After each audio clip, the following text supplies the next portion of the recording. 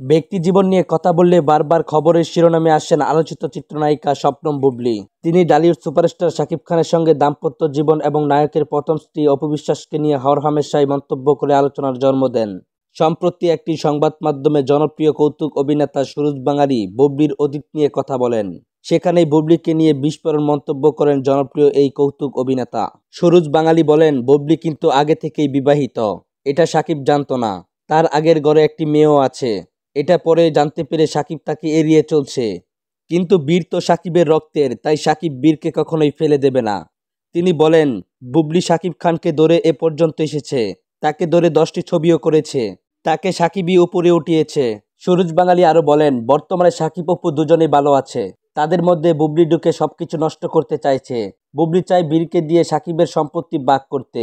যেখানে শাকিব অপু এক হয়ে গেছে, তখন তার এর মধ্যে নাক গলানো কি দরকার? এদিকে ঈদ উপলক্ষে একটি টিভি অনুষ্ঠানে দেওয়া এক সাক্ষাৎকারে বুবলী জানান, তিনি এখনও শাকিব খানের স্ত্রী।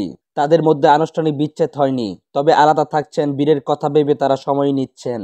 এই নায়িকা জানান, শাকিবের বাসায় গেলে অপু জয়ের সঙ্গে দেখা হয় বুবলী ও বীরের। একবার বীর ও শাকিবের সঙ্গে রুমে সময় কাটাচ্ছিলেন বুবলী। এই সময় জয়কে নিয়ে উপস্থিত হন অপু। শবনম বুবলী 2016 সালে বজগিরি চলচ্চিত্রে অভিনয়ের মাধ্যমে বাংলাদেশ চলচ্চিত্রের শিল্পে তার অভিষেক ঘটে। চলচ্চিত্রের মাধ্যমে তিনি শ্রেষ্ঠ নবীন ও শিল্পী বিভাগে মেরিল প্রথম আলো পুরস্কার অর্জন করেন। বর্তমানে বুবলীর জনপ্রিয় অনেক সিনেমা উপহার দিয়ে যাচ্ছেন দর্শকদের।